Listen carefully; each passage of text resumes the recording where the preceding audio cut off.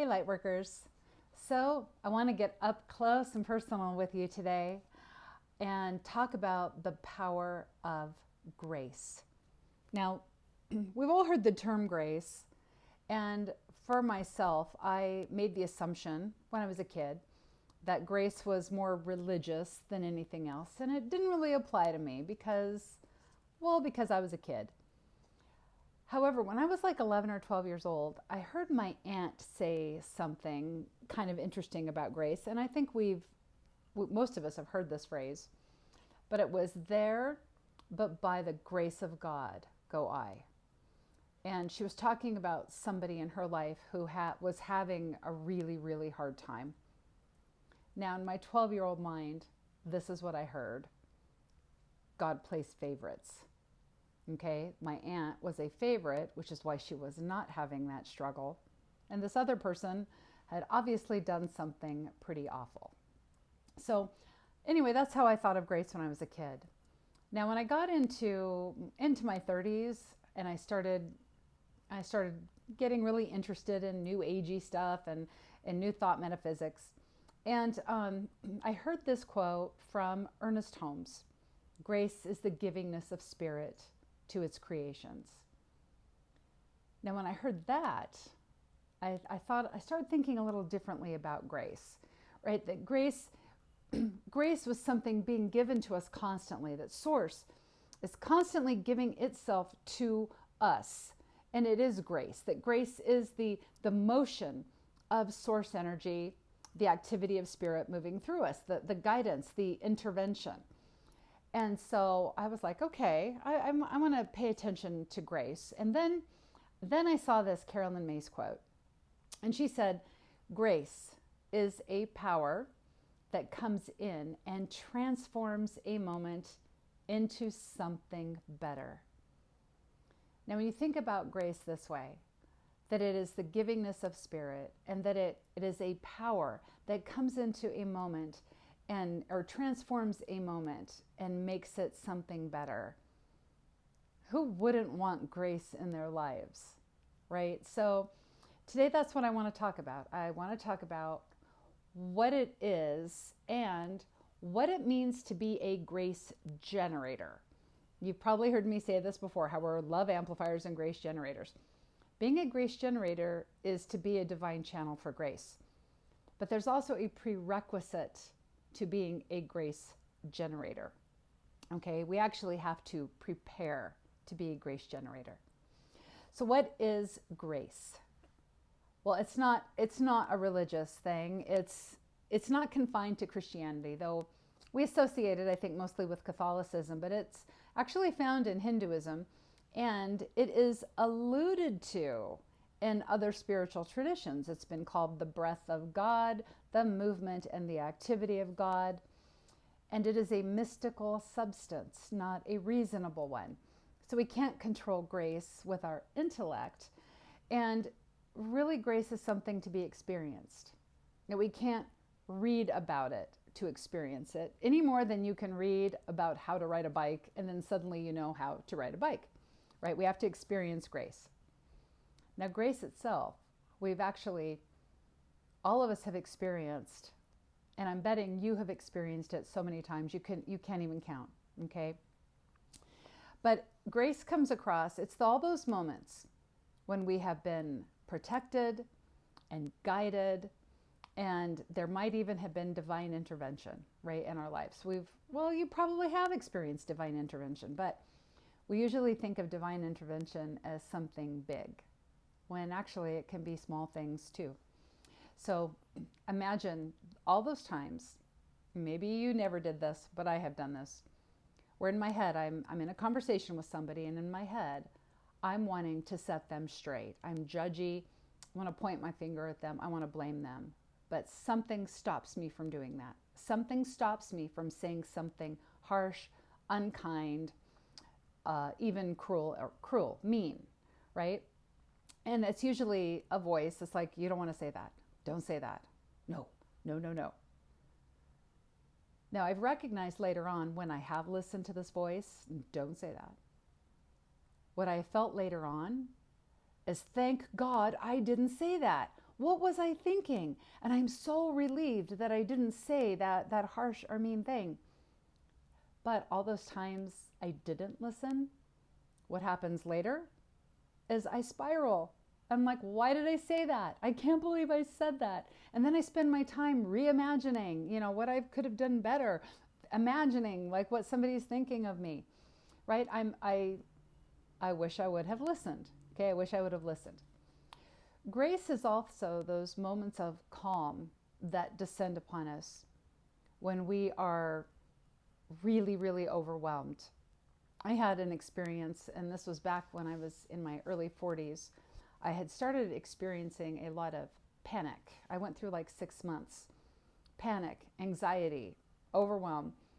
And I had picked my kids up one day, but before we could leave, like they were at my aunt's house. Before we could leave, I had a full-on anxiety attack. I even got tunnel vision. So I had to wait for that to subside. We're driving home. It's about a 20-minute drive. I'm driving, and all I can think is, oh my God, what if that happens while I'm driving? Why am I having these anxiety attacks? What is going on? And this is the message in my head, okay? Now I'm playing a CD by the artist Jewel. I played the CD tons and tons of times. I know all the songs. But a song came on, and I knew it was coming. I knew it was the next one. But the song is called Good Day. And there was a line in the song, it's going to be all right, just wait and see. And I had a moment of calm descend upon me. What I was saying in my head changed to, it is going to be all right. I'm okay right now. I'm okay right now. Right now, everything is fine. Everything is fine. We're going to get home just fine.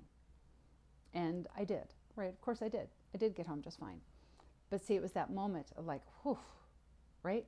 Now at the time, back when it happened, I think I thought it was a synchronicity, but it really wasn't because I was expecting that song. I knew it was the next song, okay?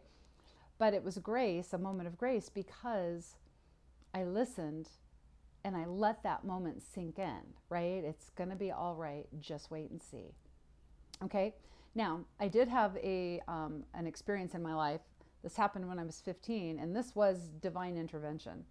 At the time, I didn't know that, but I was going down the road. I was walking down the road to catch my bus for school, and it had been snowing.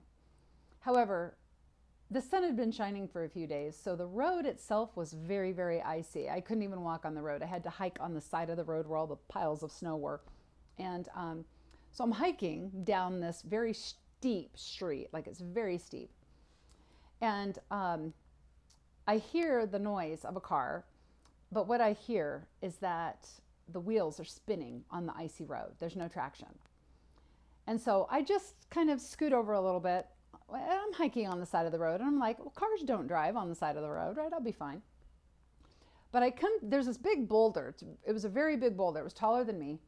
And I scoot up against the boulder, and I'm just leaning against the boulder. I'm just going to wait for the car to go by. And I hear, in my head, I hear a voice, though I don't really know I heard it until later on I was thinking about it. Get on top of the boulder.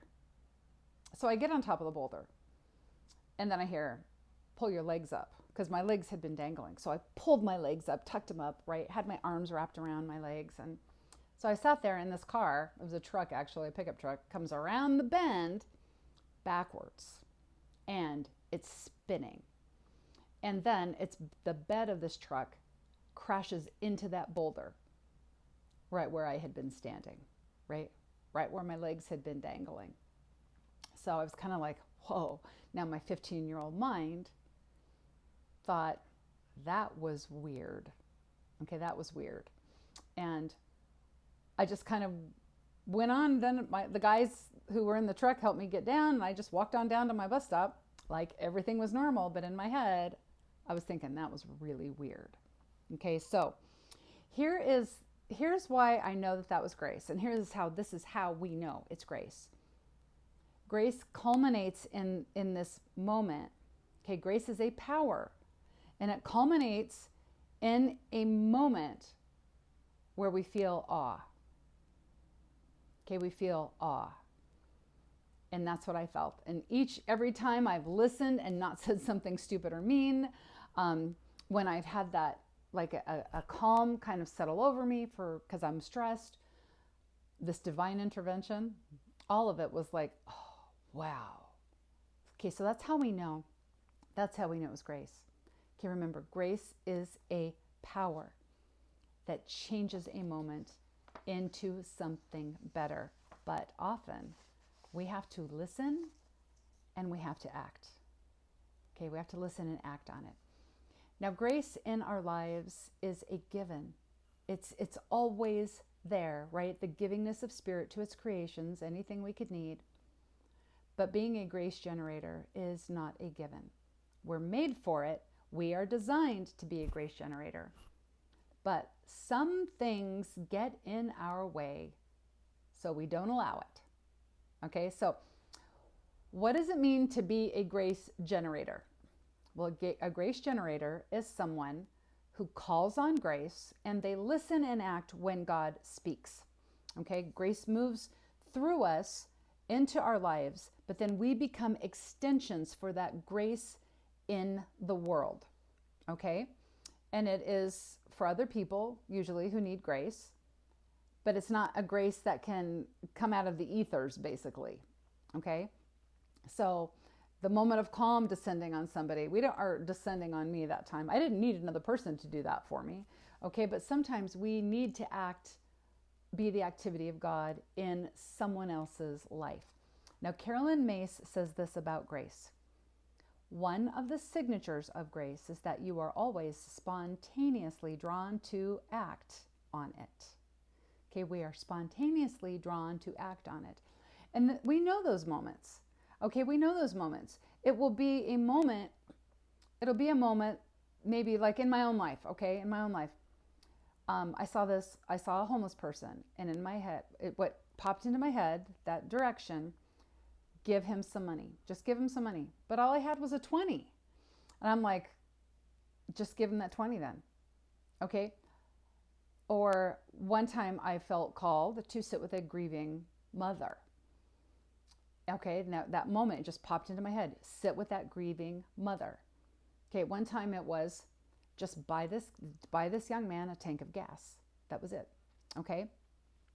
Now here's the challenge to taking action on these. Our mind will intervene. Okay, our mind will intervene because it's like it doesn't want us to do anything uncomfortable.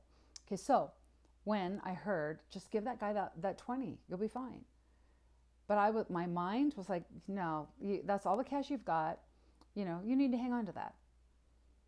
I did not give that man that $20. And the rest of the day, all I could think was, why didn't I just give him that $20? I regretted my decision. Why didn't I just give him that 20 bucks? Right? In the long run, what's that 20 to me? Okay? Now, when I felt called to sit with this grieving mother, my mind wanted to intervene. And this was way back when my own children were very little. And so her wound of losing a child was particularly painful on me because I didn't know how I would manage if that happened to me. But I did sit with her. And I didn't have to say anything remarkable. I just sat there and said, I'm sorry. I'm so sorry. But I sat, and I only had to sit. I sat with her for like 20 minutes, and then I got up. She went on her way. I went on my way. And I was very relieved I had listened to that guidance. It didn't cost me anything. Okay. Now, this time I was inspired. I was directed to buy this young man a tank of gas. My kids and I were at this gas station, and there was a young man. He had a minivan, a couple of little kids in the minivan, and he's like, ma'am, do you have any cash? You know, I just need to get to San Bernardino. I'm out of gas. My kids are hungry. And it just, in my heart, I was just like, oh my gosh, of course, right? But I'm like, dude, I'm sorry, I don't have any cash, but I'll buy you a tank of gas. So I went in, paid for a tank of gas, came back out, finished pumping my gas. Now, my kids who were in the car were watching all of this. They were very affected by it. Now they're watching him as I get in the car and navigate us out of this. It was a very busy gas station. My kids are like, Mom, he never pumped gas. He ran back into the gas station and came out, got in his car, and he pulled out on the other side. Okay, so here's another opportunity, right? My kids are like, man, that guy was lying. So I told my kids, I'm like, okay, first of all, my heart called to me to buy him a tank of gas. If I had not bought him a tank of gas, I would have regretted it the rest of the day. I'd be like, why didn't I just buy this kid a tank of gas? That's what I would have been saying. Now, here's the other thing, is that we cannot control other people. We cannot control what they do with our gift of grace. That's on them. Okay? And so we're a grace generator because we listen and act when God speaks. Okay, we listen and we act. What I know is that I cannot live as a grace generator if I pick and choose what directive I'm going to act on. Right? If I'm called to buy somebody a tank of gas and then my mind pops in and says, they're probably lying. They've probably been here all day collecting money for gas. If I decide not to act on certain things, if I decide to not act on something where I think somebody might be trying to trick me, or if I'm not going to act on something because it would be uncomfortable, right, to sit with someone, then I'm not a grace generator. Okay? A grace generator listens and acts when God speaks, right? A grace generator lives doing, being, loving, giving, and acting in the world as an extension of the divine, right? Consciously, this is what we choose. So we do have to prepare to be a grace generator because we have this brilliant focused mind that will come up with some probably really good excuses as to why we should not act. Okay, so to prepare for it, first of all, we call on grace. We call on grace. Grace is what animates our interior life. Grace is what changes how we show up into the world. And so here's where we have to surrender. Surrender personal will to divine will so that we are guided by the higher forces. Okay? And then we want to have some kind of a prayer practice, some kind of devotional practice that we do on a regular, consistent basis. If you want to call this mindfulness, prayerful mindfulness, or a mindfulness kind of meditation, call it whatever you want. But the old mystics, right, the mystics of old, they were called to know God through a practice of devotion. And for them, that meant surrendering divine will, surrendering personal will to divine will, and then praying, right? Praying, going into that communion in the innermost part of ourselves over and over again, okay, over and over again. So we're praying to receive illumination. We're praying to be filled with light. We are praying to know, how may I serve? How may I serve? Okay, so that's our prayer. Now, when we start praying this, when we pray for illumination, this is going to start dismantling our idea of the world around us. Okay, when we are praying for illumination and to be filled with more light, we realize we have a really limited view of how the world should be, right? We think the world should be a certain way. That's just our opinion, right? And it's very small. When we are praying for grace, we're praying to see the world beyond our own agenda. Okay, we're praying to see the world through the eyes of the soul. We're praying to see the world through the eyes of God. So we have to be willing to surrender. And this can feel really scary because it does mean we're going to have to look at the world differently, right? We're going to see God as the everywhere present force that it is, meaning we're going to be living our lives differently, meaning we're going to see God in everybody, right? Even in the people who don't eat, vote, pray, or parent like we do. And living in this correct relationship to spirit by remembering, okay, I'm created in the image and likeness of my creator. As spirit creates in the universal, I'm creating in the package of my life. And so we have harmony in our thoughts and in our actions and in our deeds, and we're aligned with the thoughts of God. Why we are in harmony with the thoughts of God. And so we're making choices that are for the highest good for ourselves and others, right? We see beyond differences. We see beyond the duality, right? In people who don't eat, vote, pray, or parent like we do, we don't see the duality. We see the spark of the divine in them also. Grace is the activity of God. It becomes our activity, God extended through us.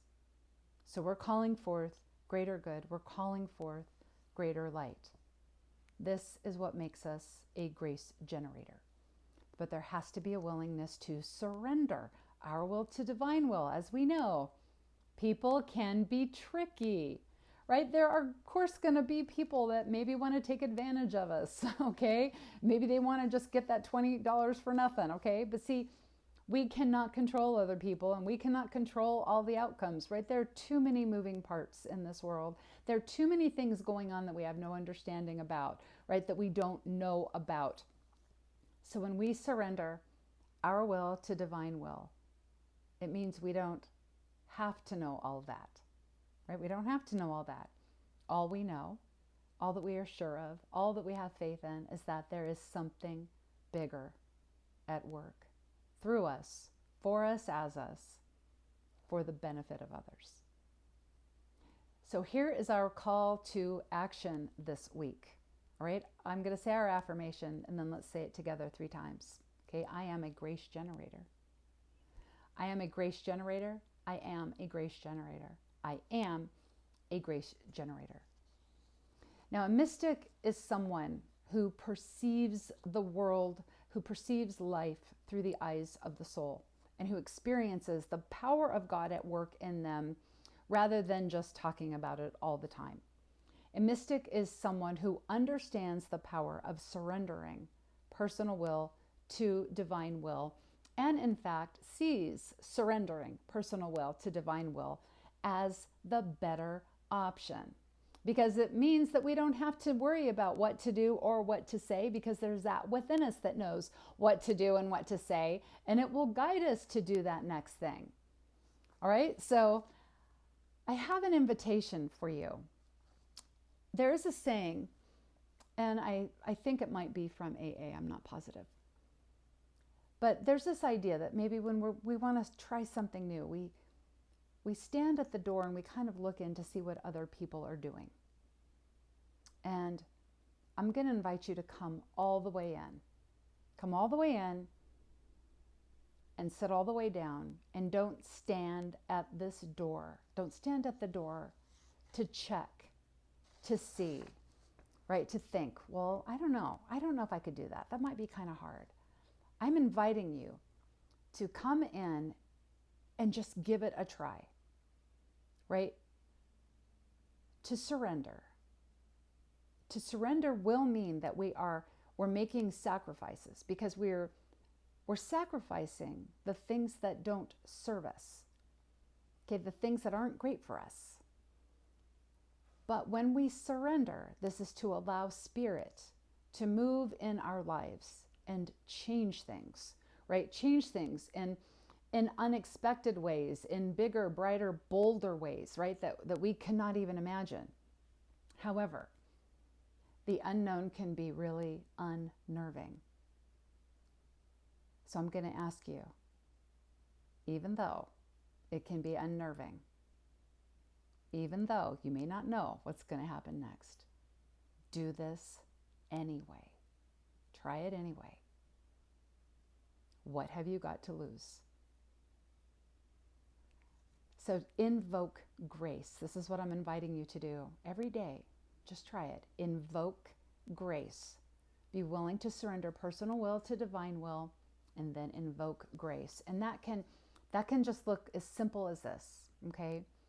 Give me the grace to see clearly. Give me the grace to see past my own agenda. Give me the grace to bring more light into this situation. Give me the grace to surrender my need to be right. Give me the grace to surrender my need to set other people straight. Give me the grace to release and let go of what is troubling me. Fill me with light illuminate me, lead me into healing. Fill me with light, illuminate me, lead me into healing. Thank you, thank you, thank you. Thank you, thank you, thank you. Now, when we do this, we are an open channel for grace, right? We are the activity of God in this world. And this is how we are creating heaven on earth. So until next time, remember, you are divinely designed to be doing all of this. You are a one-time, one-of-a-kind cosmic event here to call forth greater good into your lives. In everything that you do, you are blessed, and so it is. All right? So we will see you. We'll see you next time.